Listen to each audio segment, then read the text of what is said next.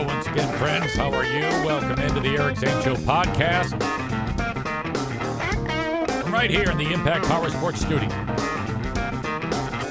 Mondays are a little squirrely because of the radio station staff meeting, but here we are. I need to make a camera adjustment. Bear with me. Okay. There we go. Hole in the wall and everything. Okay, so, yeah. It was, it got done about half an hour ago, but I had some in-between things that I needed to do. Letting the dogs out is the big one. Darla is in, something's up. It's like every time I turn around, she wants to go outside.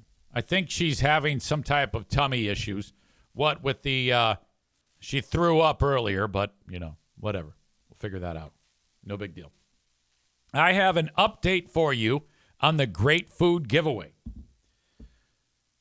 The total dollar amount that we need to raise is $3,634.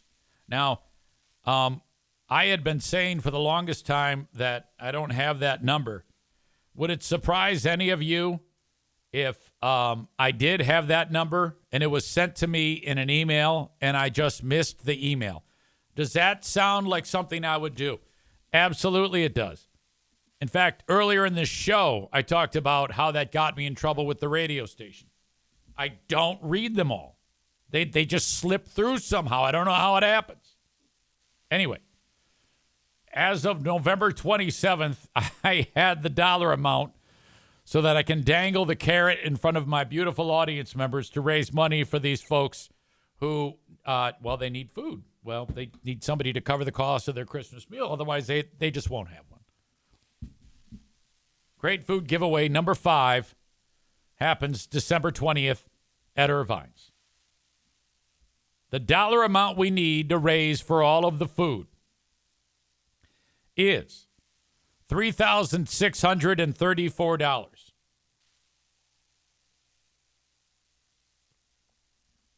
The hams are 89 cents a pound. For a 10-pound ham, that costs $1,335. Potatoes, 5-pound bags of potatoes are $2.99. That's $448. The gravy, $1.99 a jar, $298.5. Corn, $207 at 69 cents. Rolls, $2.49 a package. That's $373. Pumpkin pies, 150 pumpkin pies, $973. Grand total, $3,634. Okay. Now, we have some work to do. As of right now, we have $2,025 raised for Great Food Giveaway number 5. The latest one was John. John K. sent along some cash. I appreciate that very much. On the 5th of December. That was the last time that cash rolled in for Great Food Giveaway. So I am re-energizing the message and saying it as much as I possibly can so that as many people can hear it and we can come up with this cash. I have no doubt that we will have it. I am guessing by midweek next week, we will actually make the purchase of the food. One way or another, we will get it. So that is, in fact, I'm going to go ahead and put this into the chat so that in case there's anybody who's watching this and has not thrown a few shekels in our hat, we would appreciate that. Great Food Giveaway.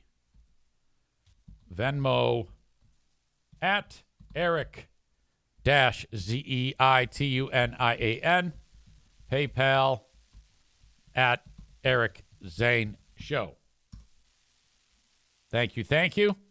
And away we go.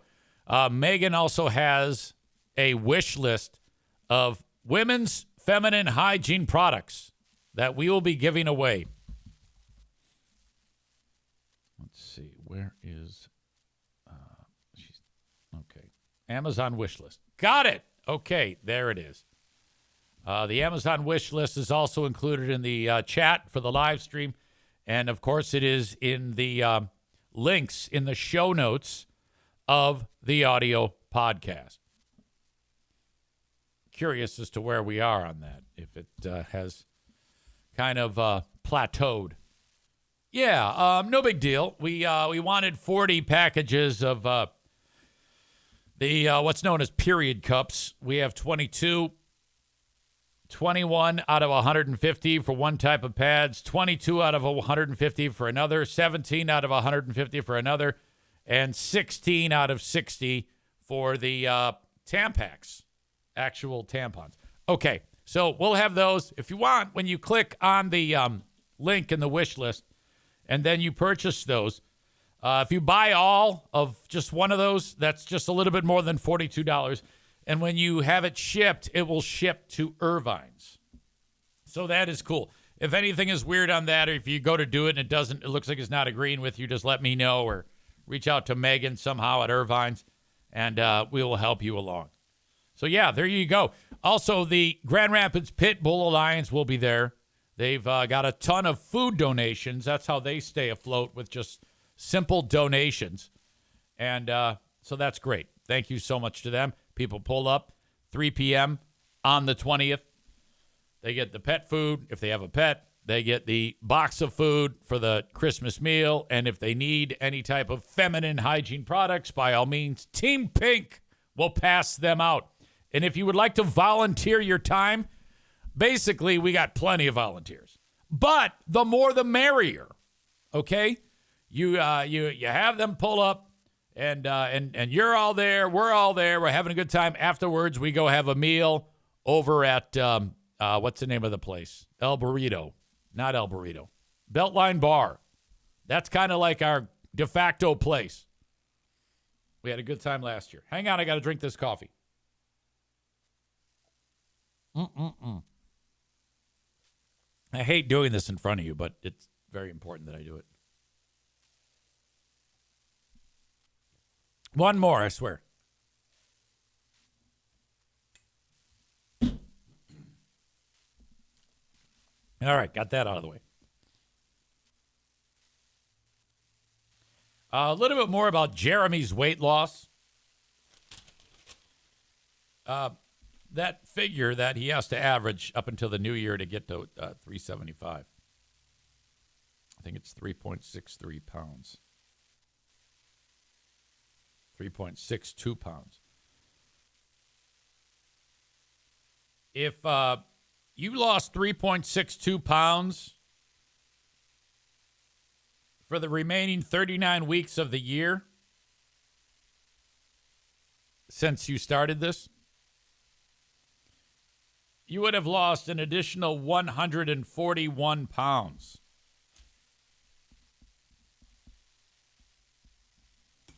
So if you're 286.9 now, and you lose another 141 in a year, you'll be 145 pounds. That's too much, right?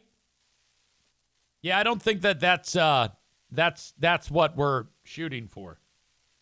You look like, one of those hunger strikers in Belfast, Ireland, or some shit. I think that, because I don't know your height, I think you're 5'11", maybe. Yeah, that's a little. I think after you lose weight and then with your strength building and things like that, you'll fill out to a weight that's, you'll be in a perfect spot where you can like bone nonstop if that's what you want to do. But and I think that as you go through this, it gets harder and harder. A person tends to plateau. Just because you lose 3 pounds a week now, 3.5 pounds a week now, that doesn't mean at all like you'll, because it might become more of a struggle. And then the key is, what happens to a lot of people? They lose the weight, and then what? then they have to maintain the loss. And so this is not like, let's party. You just eat whatever the fuck you want. I've got a story in the hopper about that guy Jelly Roll. That's the dude. He's like, everybody loves him. Would we call Jelly Roll a country star? I don't even know if we call him a country star. I guess he's had a fair amount of success. And so now they're chronicling his efforts. Country and hip-hop influences slash pop music with country and hip-hop influences. Here's the thing about Jelly Roll. He's down 120, but he could probably stand to lose another 900. All right? So I don't know if it's such a good idea to be like, talking about triumph because he's still fucked up. This is sometimes a problem when you say, oh, my God, you've done such a great job, but the job ain't done, you know? I mean, like when they got halfway done with Notre Dame, rebuilding that fucking thing, they didn't go, oh, my God, good enough. No. Jelly Roll made his SNL debut as a musical guest on the show's 50th season premiere, a big moment for him in a year full of them. For the tattooed country star who has traveled a long, often rocky road to the top. Last year's album, Whitsit Chapel, rocketing him to stardom, earning him 2 Grammy nominations and the Country Music Association's prestigious New Artist of the Year award. 12 months later, he's nominated at the CMAs for Entertainer of the Year, among Central Park's right up there. Oh. You did that too. Jelly Roll, the charismatic rapper turned country star, fitting a life's worth of career milestones into a single weekend. Honestly, I'm just happy we got you to sit still for a few minutes here, as busy as you've been lately. God, that face is fucking impossible to look at with all those tattoos. Going out Madison Square Garden, playing Central Park for the Global Citizen Festival, doing SNL. Ladies and gentlemen, it's Jelly Roll! What has this weekend been like for you? Nothing short of unreal. I would say I dreamed about it, but that'd be a lie. I wasn't brave enough to dream this big. You know, I love when people are like, this was my dream come true. I'm like, how cocky were you? Nobody walks through these doors on a winning street. I can't take him seriously with this face looking like there's goddamn color forms all over it. Who remembers color forms? Do they even still have those? This weekend is sort of a microcosm of what's been happening in your life. It feels like for the last couple of years, even just looking at your tour schedule, I'm looking for days off, and they're few and far between. And my touring schedule, believe it or not, is the way I prefer to tour. Yeah. You know, when does this get interesting? I am not okay. I'm barely getting by. The 39-year-old tells his extraordinary story by singing with raw honesty about the lowest points in his life. The lowest points in his life have to be when he decided to get those stupid tattoos on his face. His new album, Beautifully Broken, arrives this week. What's the message of this album? Redemption and hope is where it all leads to. You know, I think we're all a little broken inside. And I think if we were more honest and vulnerable about where we're broken and how we feel about things, that it could create more conversations to grow and move forward. Born Jason DeFord, Jelly grew up just outside of Nashville in Antioch, Tennessee. He got the nickname Jelly Roll from his mom, who struggled with drugs and depression. She was very reclusive because of the nature of her mental health. And my relationship with music kind of came through her because she'd come downstairs and cook us dinner and play songs. And I would watch my house go from kind of dreary to a nightclub, just like as soon as you could snap your finger. And as a child, I just immediately related that music helped people. For me, it was something magical. But just as he took up music himself, Jelly's life took a turn at 14 years old when he served the first of several stints in correctional facilities over the better part of a decade. At 16, he was charged as an adult with aggravated robbery. It took me a long time to forgive myself for what I did back then. But now I have a 16-year-old. There's nothing she could do right now that I would hold against her the rest of her life, because I know she's not thinking properly. It's funny you mentioned your daughter, because it seems like that was the turning Did he point. just say his daughter's not thinking properly? For you, she's born while you're still locked up, and something changes in your mind. That's it, man. As soon as she was born, sitting in a jail cell, having $17 of honey buns and potato chips to my name. I owned one outfit, the one that was in the jail. Here I am responsible for a child. I mean, I was the lowest common denominator in life. You know, I mean, I was scum of the earth. I was a crack dealer.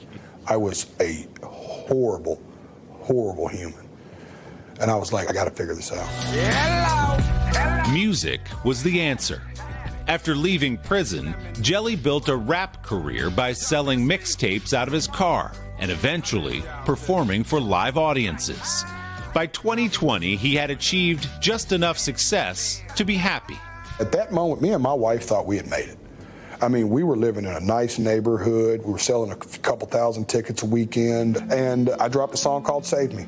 Somebody save me from myself. Save Me was the beginning of the tide turning. Has been so long living in hell. It was not just a change for you in the level of voice. success you started to enjoy, but musically it was a change because you were singing. Yeah, the first comment under the YouTube video says, it's me. I comment first, of course, and I'm like, hey guys, I wish I paraphrased, but it's like, hey guys, a little different for me.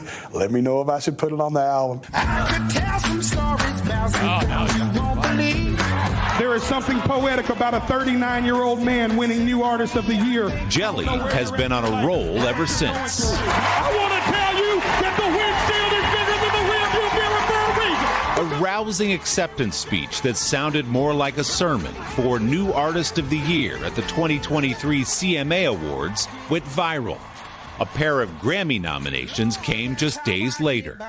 Forgive me, I'm a little nervous. I'm used to having a rock and roll band behind me when I have a microphone in front of me. In January, Jelly testified on Capitol Hill about the dangers of fentanyl.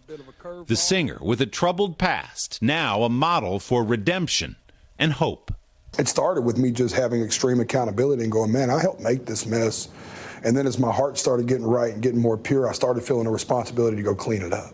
Today, in a once unimaginable full circle moment, Jelly is partnering with the very attorney who prosecuted him as a teenager to provide at-risk youth in Tennessee with GED and vocational training. I said, I'm all in. I will hang drywall and cut a check. You tell me which one you need me to do, if not both. Yeah, I walk right out the front. Oh, this is crazy. From Antioch to the top of the Big Apple. Not bad, huh? It's been a long road. You build it and then you get to stand and tell people your story. This started by me just writing what I was feeling, and then to see so many people connected to the feelings. And then for the first time in my life, I had something I never had before. It was purpose. Yeah, man. Pretty incredible. Jelly Roll's new album, Beautifully Broken, is available. All right. I like the story. I like everything about that. Not going to lie. This headline, Jelly Roll's weight loss of 120 pounds meant overcoming food addiction, walking, and more. I expected that story to, touch on that, and it did not. So that's kind of fucked up. However, it was still interesting. Jeremy says, Jelly Roll is my weight loss inspiration. Then he says, I never want to look like him. I think that's an insult, isn't it?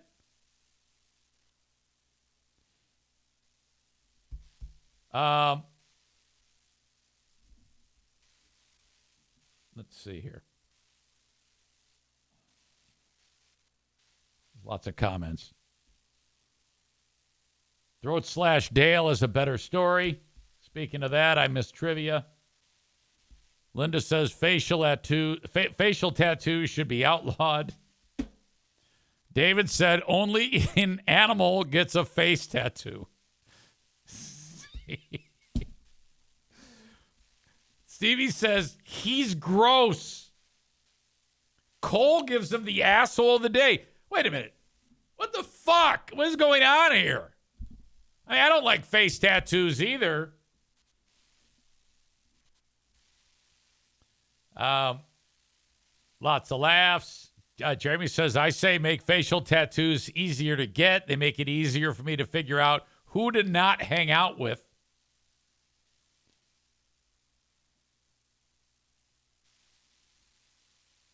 Model and jelly roll shouldn't be used in the same sentence. No, his wife is a smoke show.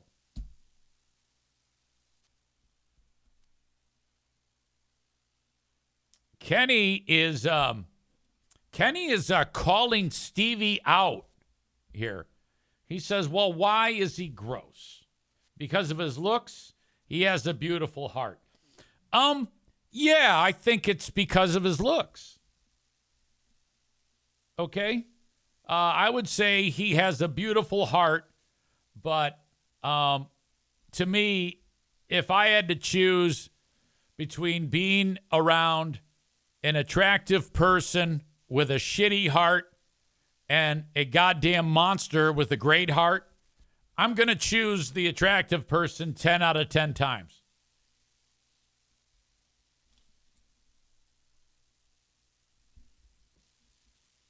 Linda says the album shouldn't have the word beautifully in the title.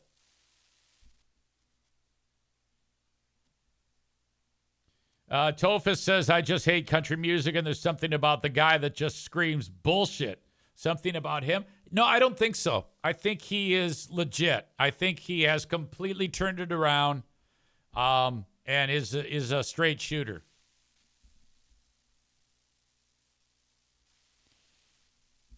Bob says, why all the jelly roll hate? Exactly.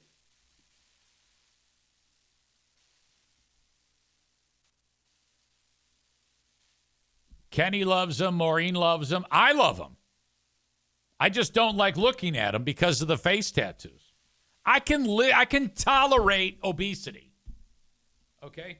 I can tolerate obesity because I know inside of every person who is morbidly obese is a skinny person who is just dying to get out.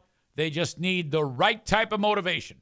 That's why we look to our two soon-to-be formerly obese monsters, Jeremy and Kenny.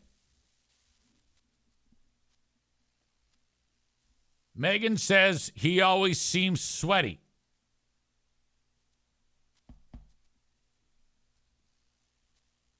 Chris says he's got a nice smile. I'm going to give him a follow. Megan says I like his heart too. Yeah, I mean, seriously, who doesn't love Jelly Roll's heart? Stevie says he looks like he's always sweating, even when he's sitting still. Well, I'm sure. You got to understand. I mean, just the act of holding his head up. His head is the size of a goddamn milking cow because of all the fat around it. I mean, when you've lost 120 and you're still in that state, I mean, come on now. He needs to lose another 900 pounds minimum. Maureen says he's sincere and very humble. Absolutely. Linda says being thin wouldn't make him attractive, though. Well, not now. For some people, it's just too late. Like if he lost all that weight, he would have to have a major bit of surgery to get rid of all that extra skin. And he's still going to look like a mongrel, and he's got tattoos on his face. And all the tattoos that are up on his head like that, after he loses all the weight, it's going to fall down to his mouth. In fact, it might work out where if he loses all the weight, the skin will just hang down like, fucking foghorn, leghorn, that shit underneath his chin. And they can just hack it all off and then just throw it away. And then he's got a new face with no tattoos.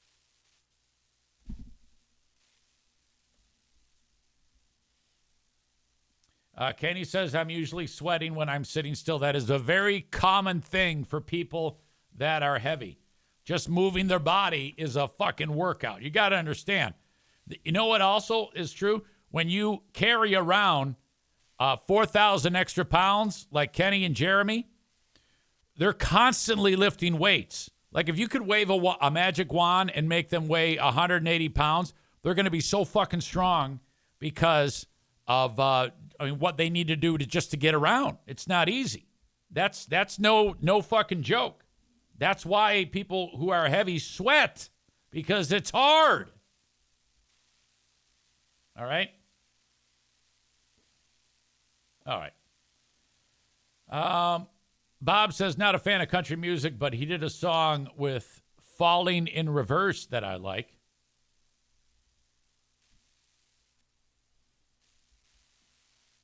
Let's see. Tofa says, and then they grew into shit pillars, a pandemic of shit pillars everywhere. I don't know what that means. Chris says, time to take the joke literally. Hey, man, you can't lose 900 pounds when you don't weigh 900 pounds. Kenny said, I'm usually sweating when I'm sitting still. And Tofus said, that's because you're evil. You see, that's what I'm talking about. You can't do that. You know, I got on Kenny for picking a fight last week. I'm getting on you, too. You will never, ever make friends around here with that type of horrible rhetoric. And even when you drop evil, you know, you realize that Kenny fucking reads the Bible. You asshole. Here he is. He's making a relatable comment, admitting very vulnerably, by the way, about, hey, I have that problem and I have a issue with my weight and I sweat when I'm sitting still, and we love him for that, for admitting that. And then you call him evil? What the fuck, man? And then he follows it up with, sorry, that was uncalled for. Well, I mean, that's great that you apologized, but I don't know, man. You make it hard to get any sympathy going your way when you do that to the poor guy. Jesus Christ.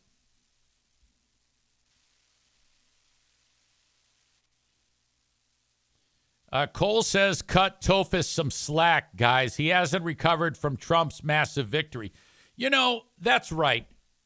You know, it's moments like this when I see these insano comments from Tofus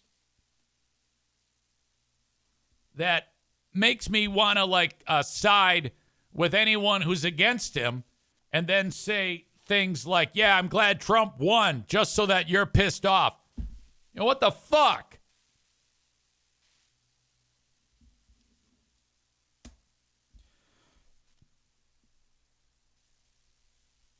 He said, it slipped. I don't want any, though.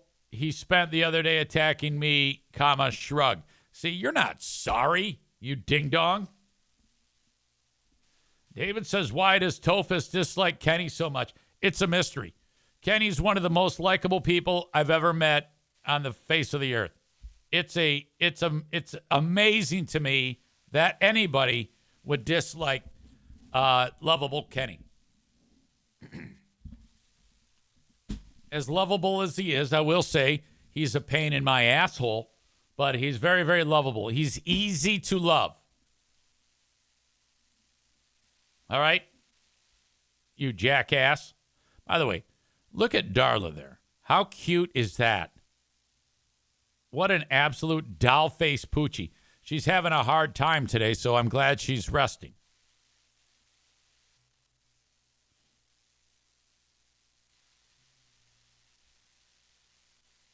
All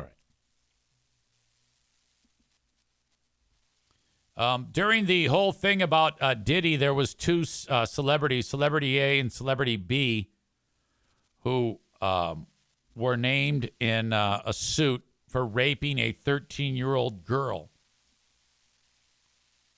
It was a lawsuit filed in October. And they're like, yeah, Diddy and Celebrity A and Celebrity B raped me. And I don't think anybody's surprised at this.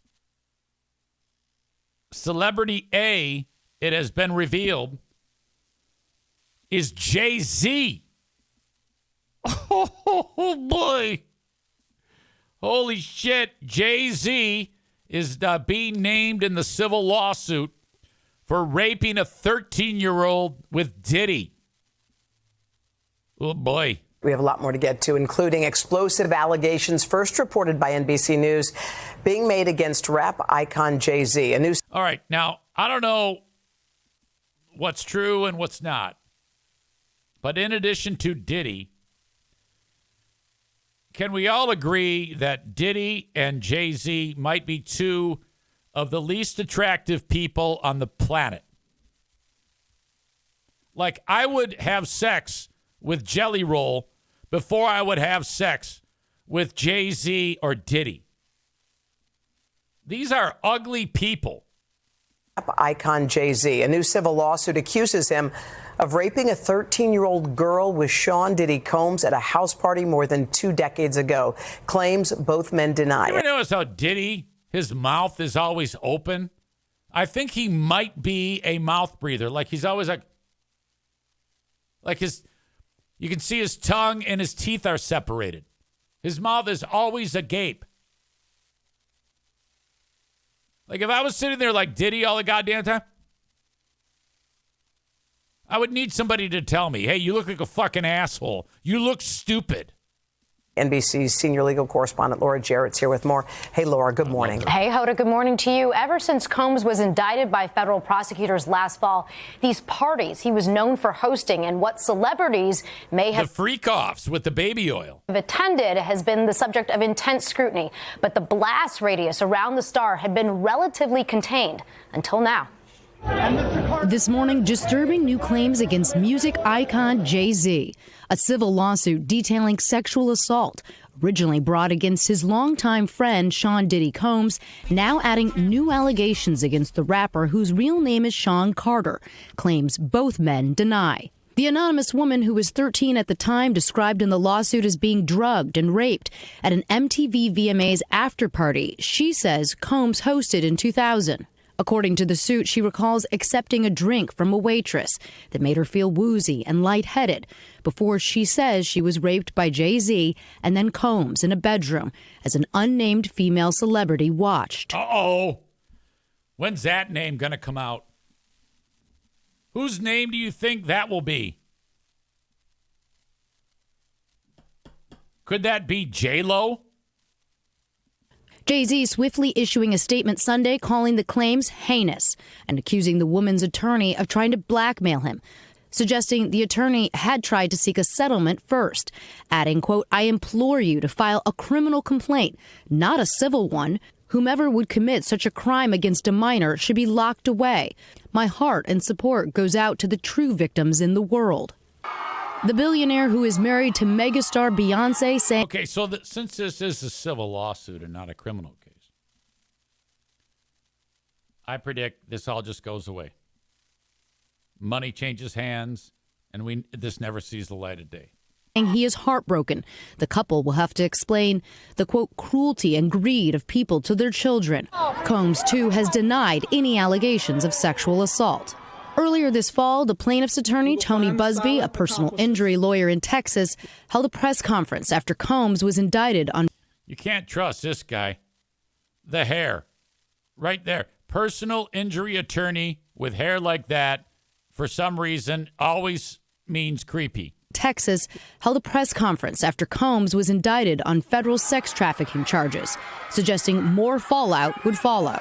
I expect that through this process, many powerful people will be exposed. Combs pleaded not guilty to the charges and continues to deny the allegations Busby has made against him in a string of civil lawsuits, which Combs' attorneys have dismissed as shameless publicity stunts. But this marks the first suit publicly naming another high-profile celebrity. Now, in a statement posted online, Busby, the lawyer, acknowledged sending Jay-Z a letter prior to filing this complaint, prior to this whole thing, seeking a confidential mediation, but says his client never demanded a penny from Jay-Z. At the time, she is now seeking an unspecified amount in damages, guys. All right, Laura, thank you. Yep. All right. Your record. We shall see. It seems to me like most people, when talking about this, seem to think that everybody involved in this is completely gross. The idea that the third person, the female, whether or not it could be Beyonce, is being discussed.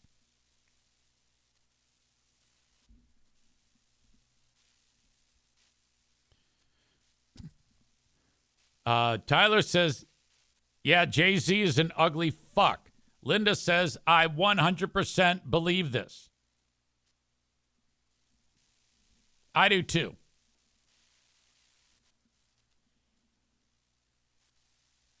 I don't, what is, there's also been talk about how old Beyonce was when she got involved with Jay-Z.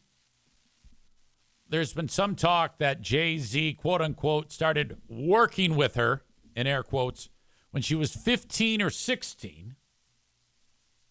And then after that, upon becoming of age, then the relationship started. But people have wondered about that.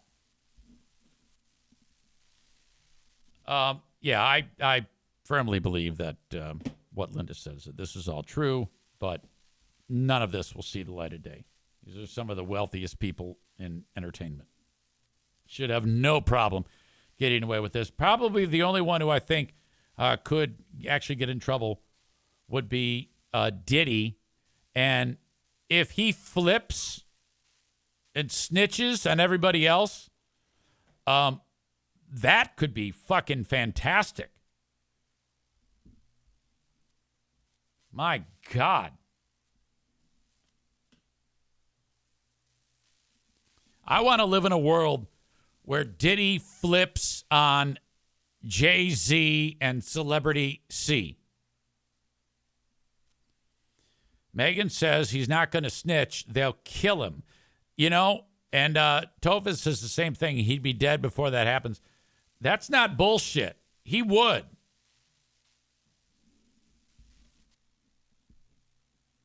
Man. All right. Thank you so much, as always, to the amazing partners that help make this show happen. King's Room Barbershop. Online at kingsroom.net. Great place for guys, the kings, or the queens, chicks who like short hair, to get their hair cut. You got 3 locations: Northland Drive, Caledonia, 821 36th Street. Drop in. Everything is walk-in there. I need to walk in myself and get a little trimmy. You can head over to kingsroom.net for their hours, exact locations, and schedules. A haircut will set you back $19. Maybe you like your hair colored. You can do all that, too. It's a fantastic place to get your hair cut. Guys have been getting their hair cut there for more than 50 years, and chicks who like short hair. Online at kingsroom.net. Kingsroom.net for King's Room Barbershop. If you need your trees cut, maybe there's some damage from wind or fucking ice storm comes through, I don't know. You just want tree removal or stump grinding, Kuiper Tree Care in West Michigan is who you call. 616-828-8225. 616-828-8225. Or go to kuipertreecare.com and sign up for an estimate. Just go to KUIPER, kuipertreecare.com. They are fantastic. Joe Martinez from A&E Heating and Cooling, one of our biggest anti-Detroit Lions fans. 616-516-8579. Part of the reason that I want the Lions to win so badly is just to watch what could Joe Martinez possibly say if the Lions win the Super Bowl. What type of spin, negative spin, could he put on the Detroit Lions if the Lions win the Super Bowl? Because anything short of that, he's still going to be the anti-guy. Despite all of this bullshit, he is the authority on getting your furnace taken care of. 616-516-8579. That's 616-516-8579. Whether you need a new furnace or need your setup tuned up, Joe Martinez can help you with A&E heating, and cooling. Linda says, I can't wait for Alabama to bend Michigan over. Interesting, because I know you said that you stopped your allegiance for Alabama as soon as Nick Saban left the team. But now you obviously are going to root for them because they're taking on Michigan. I personally want Michigan to win. After they beat Ohio State, I now believe Joe Martinez, that they bow to no one. So now I am rooting for Michigan. I was not rooting for Michigan, but now I am now officially a Michigan fan. So screw off, go blue, we bow to no one.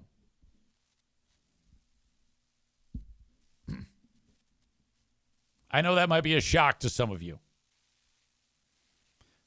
Linda says you'll be cheering for a loser. The hell I will. You see what they did to Ohio State? That's all that matters. And you know what? That team, I'm not really rooting for them. I just love maintaining this because it's stupid. They are going to be very good next year, though. They've got some great players that are going to be showing up in Ann Arbor. So there you go. I've got a little bit more about this story. This is the incident that happened during the Lions game with fan on the field for flag unfurling or whatever it was. And this moment happened. Detroit first. Oh, whoa, hold on. Who are you talking to like that? That's a fan. Who was like rolling out the one pride flag. Look at the players jumped out there. It's about to get spicy, real spicy. It's going to get hot sauce spicy. All right, I'm going Packers now. Matt LaFleur's fired up. He changed. So LaFleur didn't like that. He spoke about it. Yeah, I've never been a part of something like that. He was talking junk to our players, giving them the throat slash sign. And you're trying to de-escalate it, and then he gets in my face. So I thought he didn't, though. You weren't trying to de-escalate it. You walked up to the fan. You should have just kept your mouth shut. It was pretty unsportsmanlike. Like, I've never seen that. A lot of you pointed out, who cares if it's unsportsmanlike? That guy's not a player. Been on many fields, and usually they police that much better. I thought it was an arrogant fan that... Yeah, whatever. That guy spoke. He was interviewed. And the website rebooted, so give me a second while I have a structured settlement, and I got Stu's calling. Call J.G. White. Hey, hang on.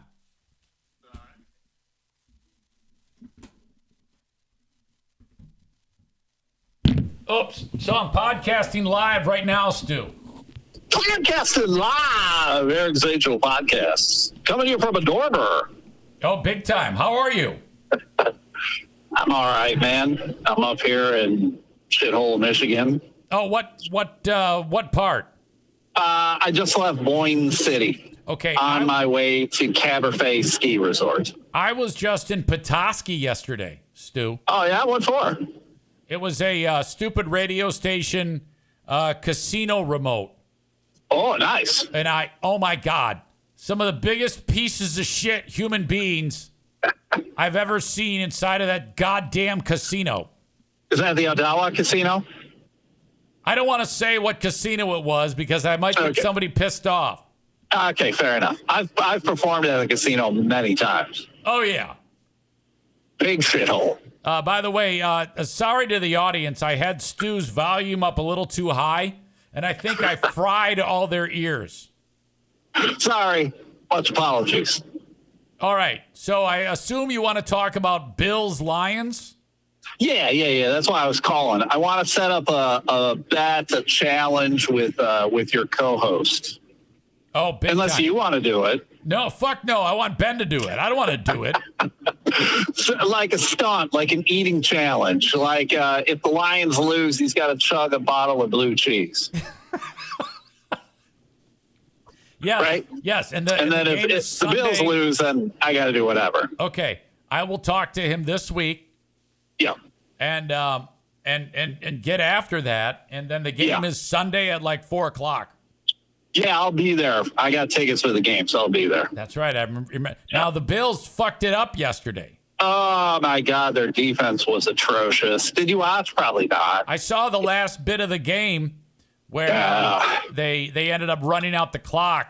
Matt Stafford, they fucked the Bills right in the ass. Right in the old butthole. Yeah, it was bad. The referees were bad. I don't like to blame the refs, but dear Lord, it was not pleasant. So I'm guessing the Lions will be favored by like a field goal because it's two good teams going at it. Yeah, maybe even a little more. I'm pretty worried. I'm not gonna lie. I can't lie. I'm worried. I'm worried. I'll be eating or drinking whatever. All right. Well, where are your seats? Are they in the nosebleeds? Yeah, I'm assuming. I'm pretty cheap. I got no money. Okay. I'm surprised I'm even inside. So you'll be wearing your Bills gear? Oh, yeah. I got a West Michigan Bills backer, a flag I'll bring. It'll be a good time. Are you going with other people that like know you? Yeah. Okay, going with good. a bunch of other people. All right. I'm happy to hear that because otherwise you might wind up dead. I've thought about that, man. I'm a guy when I go to other people's events or whatever, I keep my mouth shut. I don't start shit. I don't want shit. I'm smart enough to realize that. I can't fight for nothing. Yeah, but don't forget, even if that's so, you're up in the loser seats. So you're going to be surrounded by some of the biggest piece of shit humanity, just like you. A lot of drunk a-holes. Exactly. Yeah, I know what happens. I go watch my P's and Q's. All right. I will get on it. I will talk to Ben Glaze, and we'll get to the bottom of this. Yeah, figure out what I would do. He's going to drink a bottle of blue cheese, and I'll do whatever. All right. Perfect. All right? All right, brother. I'll talk to you. Thanks. All right. Stu McAllister, sorry about your ears. Rest in peace to your ears. My apologies on that. Sometimes that happens. I'm not good with technology from time to time. All right. So anyway, Matt LaFleur says, oh, yeah, that guy, he's got bad sportsmanship. I've never seen anything like it. Such outrage because the fan was doing his thing. Holy shit. They sat, local TV station sat down for an interview with the actual guy in that video. So they had a moment to speak with him, and this is that. I don't know if I'm going to play the whole thing. I just want to hear his side on this. 1,000 people cheering and sold out crowd. Lights are down, and you see the players, and they're mean mugging you, and you see the energy it's unbelievable. So maybe got caught up in it a little bit. Yeah, I mean, how could you not? As a yeah. That's kind of I might have to interpret what the reporter is saying to him because it's so low. Right. And so when was the last time you got to do the flag? Was it, you said the Tampa Bay? I did the flag for the Tampa Bay playoff game, too, and sort of did the same thing, booing, telling them you're going down.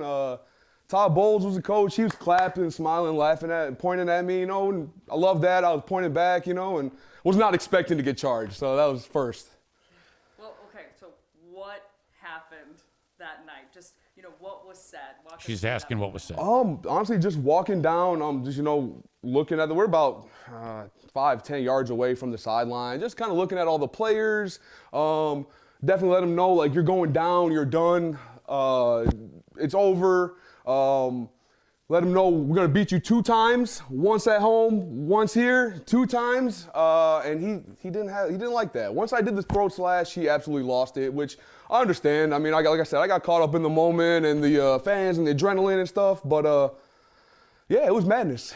The PG version, what were the words exchanged there? Okay, she says, what's the PG version of the words exchanged? For me, is literally like, you're going down, you're done, you're toast. I got a lot of shut the F up, Okay, I don't think this guy, according to his story, he was doing anything more than just saying, like, the worst thing he did was throat slash, which I think that's a good thing. I think, like in youth sports, you should get, like, more points if you do throat slash. I love throat slash. Throat slash is not the problem. So if that's all he did, the biggest thing going was to give them throat slash, Well, that's just bullshit. Yeah. And get him out of here. Get him. Yeah, it was, I don't know. It was kind of weird. Yeah. I was not expecting it, like I said. I don't know. I don't think anybody was expecting to see things just escalate. And it's funny, I was like, we got back to our seats, and I was obviously telling, like, we'd sit with all season ticket members and stuff, and I was telling them what happened, and I'm like, yo, I told my wife, like, no one is gonna believe me, like, there's no one's gonna believe that this happened. And then, before halftime, everyone saw it. Everyone was talking about it. Once Pat McAfee put it on Twitter, I was out of there within the next 20 minutes. You were out of there? Yeah, security. So they escorted us off the field, which I totally get. We didn't get to do the flag thing, and I totally understand that. So we left, no problem. So they escorted him off the field, and then he sits down in his seat. And then when it starts to get circulated around the internet, then they come to get him and say it's time to go? Problems at all. I went up back to my seats. Was watching the game, and then right before halftime, a Ford Field employee came in, was like, you got to come with me, and then I was met by like 5, 6, 7 state troopers who were not happy with me at all, which I understand. What were they fucking saying? pigs. They charged? No, they didn't charge me or anything. They just asked me to leave. I had to leave the game at halftime. Gotcha. Yeah, so I didn't get to finish the game. Gotcha. Yeah, okay. Yeah. This guy's way too cool. Was it worth it, you think? Or do you think LaFleur should have had some repercussions for going after a fan? I mean, he's a head coach. I don't see Dan Campbell ever doing something like that. I don't know. And I get it for him too. This is a rivalry game. Like, as much as I love the Packers, that's as much as I hate, or as much as I love the Lions, that's how much I hate the Packers. And I'm sure he feels the same way. Like, this is a rivalry. This is one of the biggest rivalries. So I can understand him getting. I kind of want this guy to be more pissed, start calling people the N-word or something like that. Worked up about it, but I don't know. I don't think it should have got to that level. Maybe from both our sides. Maybe from me too. I admit that. It shouldn't have got to that level, but Look, everybody knows that fans are all assholes. Every fan is an asshole. And LaFleur knows that. Keep your mouth shut, bitch. Fuck you. I think it's a little bit on both of us. But your love for the Lions just runs that deep. It's that deep. I mean, like I've been telling you, I've been sticking up for these guys my whole life. Like, my interesting fact when I was a kid in school was like, hey, stand up, tell us your name and a fun fact about you. It's like, I'm Fahad and I'm a diehard Lions fan. And it's like, oh, what? Like, why are you a Lions fan? And so that's just always been me. Like, my love for football and the Lions, yeah. And now that we're that good, you have that joy inside. My whole life I've seen teams spank us, put up 50 points on us, and talk crap to us. So, yeah, it's nice to kind of have it the other way now. Yeah. And in that heated exchange, because, we can see, LaFleur is going after it. What did some of the refs, some of the players say? Because they jumped in there too. Yeah, I can't really pick out what like players or refs were saying, but they're just like, get him out. It's like, get him out of here, get him out of here, get him out of here. So we got out of there. What about the fans around you? Well, at first, when I was just telling them, they're like, yeah, okay, Fahad, like, we bet.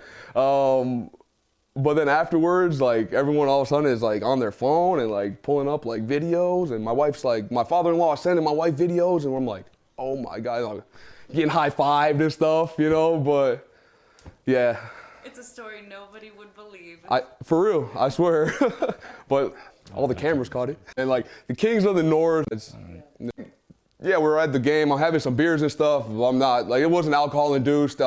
If I hadn't had a drop of liquor, I'm doing the same thing. Or a drop of beer, yeah, I'm doing the same thing. Those are my guys, and sticking up for them, yeah. And if you look around the stadium, a lot of that same stuff is going, around too. We saw someone with a cheese grater. Yeah, I saw that. That guy's sweet. Okay, I've had it. Nice guy. It seems like nothing, no real heat. Cole says this guy's wife is asshole of the day for putting up with him. Cole also adds, how many months mortgage payment is this guy behind? Spends all his money on Lions. I don't know how anybody can go to a goddamn NFL game, even just one. Those season ticket holders, they get the cost of the tickets before they hit the secondhand market. Tofa says this guy did nothing wrong, and he is way too chill for what happened. He got kicked out of the game because of a head coach who's a fucking fragile little bitch.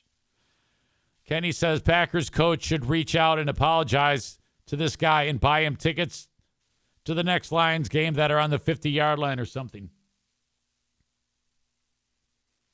Kenny's buddy Tofus says Matt LaFleur is asshole of the day, and so are the cunts who made this guy leave the game. No, I mean, it's true. The Lions are bitches when it comes to this. Whoever decided to punish the guy, I mean, he already had to leave the flag ceremony. If I own the team, I'd say, no.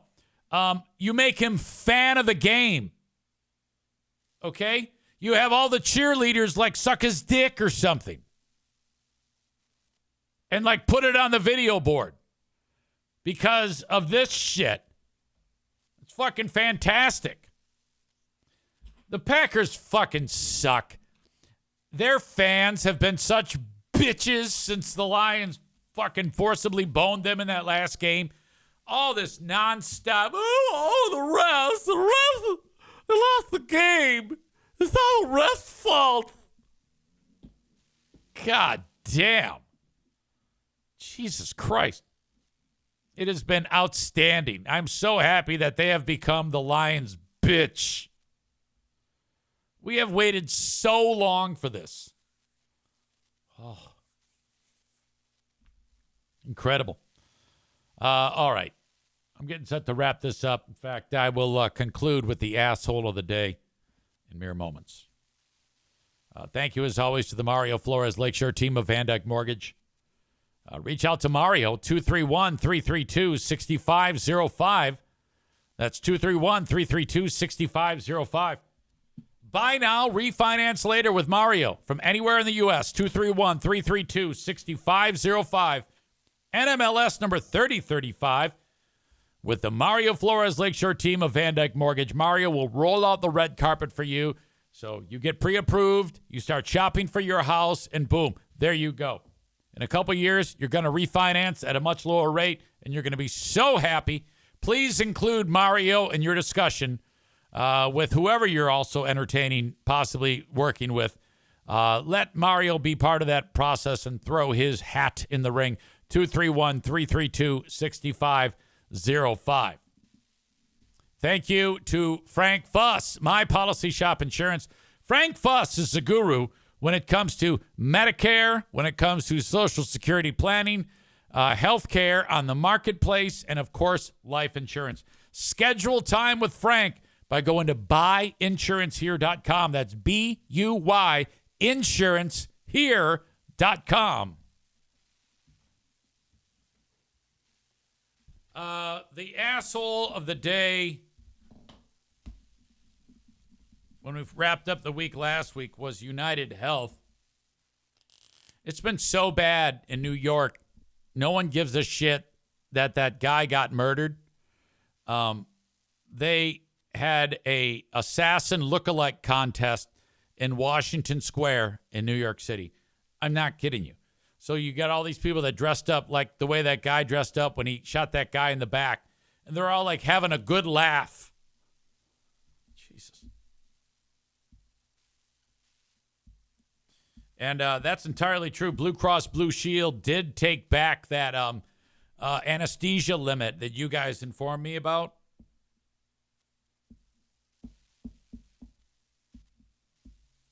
After the assassination of that guy. Is that considered an assassination, or is it just a murder? Who determines whether or not something is an assassination or a murder? Do you have to be like super important? So I think that would make this an assassination, right? Or do you have to be like a political figure to be assassinated? I don't think that's true. John Lennon was assassinated.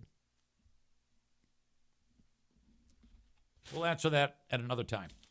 All right. Please keep Great Food Giveaway on your mind. It's very important that we raise that money. We are about $1,600 short, and time is running out. So please drop a few bucks in our bucket. 27 people have donated $2,025 as of right now. If we could double that to be 27 times 2, I think we'll have make great headway today. So please, please, please, at Eric-Zaitunian on Venmo, ZEITUNIAN, or on PayPal at Eric Zane Show, all one word. Your asshole of the day is the Packers head coach, Matt LaFleur. Fuck that guy. And I want to thank you, as always, for being here and being part of the Eric Zane Show podcast. Sorry to your ears earlier.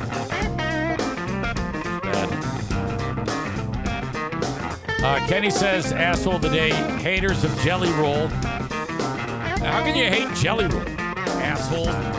Jay-Z gets a nomination, too. All right. Thank you, folks. I'll talk to you later. Have a good one. Till next time. Bye-bye.